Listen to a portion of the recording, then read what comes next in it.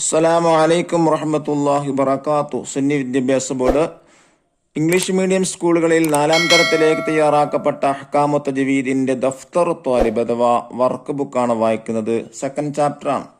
അഹ്കാമുൽ മീമി സാക്കിന, സാക്കിനായ മീമിന്റെ വിധികൾ. ഒന്നാമത്തെ വർക്ക് എന്താ കൊടുത്തിട്ടുള്ളത്? നുജീബു, ഉത്തരം എഴുതാം.